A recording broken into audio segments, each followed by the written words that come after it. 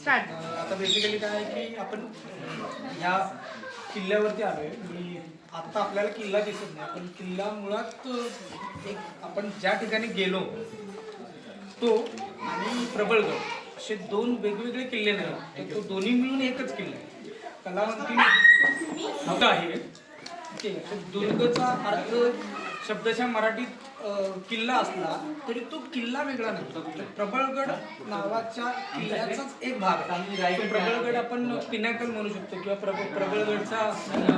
प्रबळगडचा कलावंती सुळका म्हणू शकतो पिनॅकल.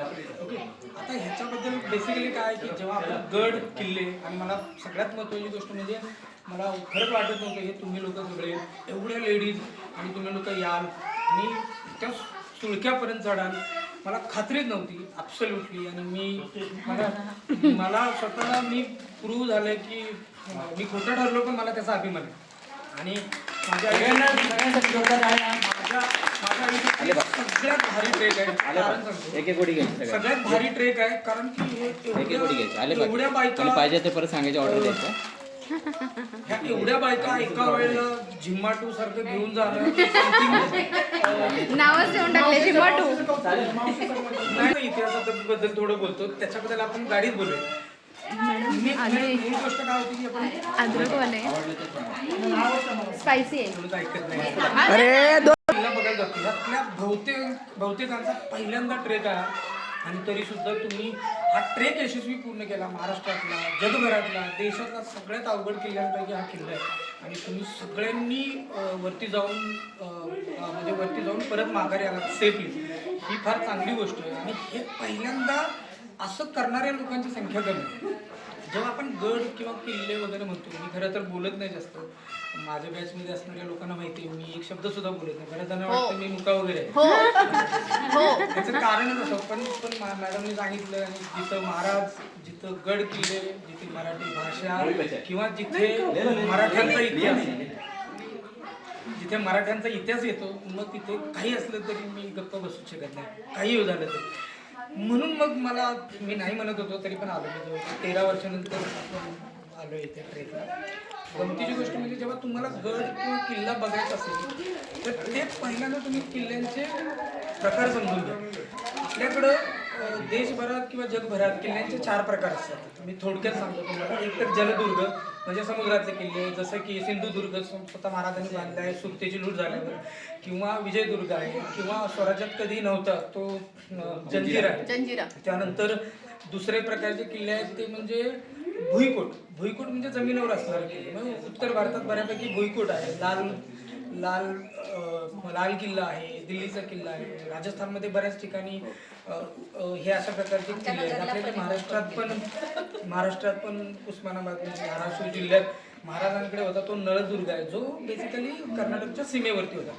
हे भुईदुर्ग म्हणजे जमिनीवर असणारे किल्ले. त्यानंतर तिसरा प्रकार आहे तो वनदुर्ग म्हणजे जंगलात असणारे किल्ले. आपल्याकडे सातारा जिल्ह्यात वासोटा नावाचा किल्ला आहे, तो वनदुर्ग आहे.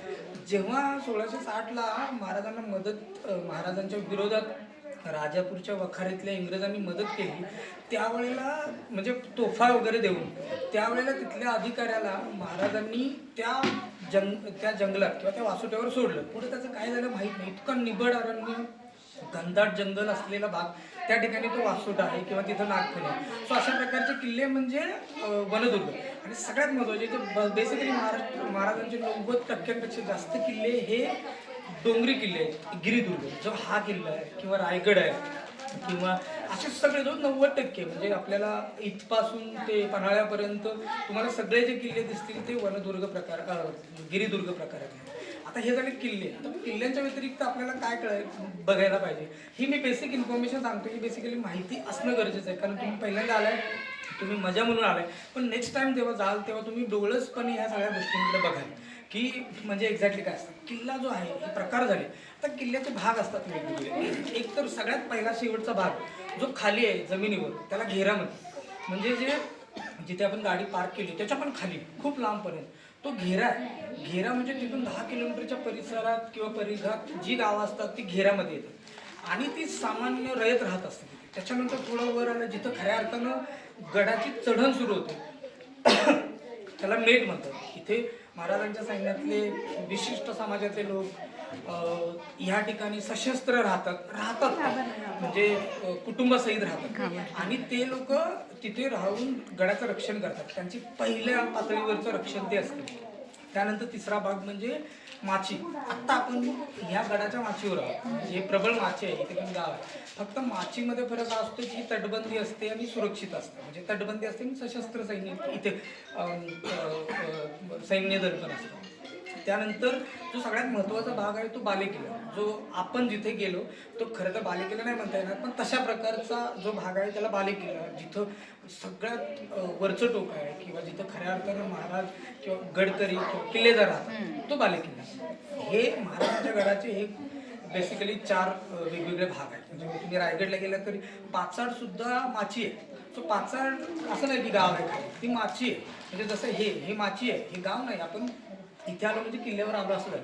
आता ह्या किल्ल्याबद्दल थोडक्यात माहिती सांगतो. इतिहासात ह्या किल्ल्याबद्दल फारशी माहीत नाही. प्रबळगड हा 6व्या 5व्या शतकात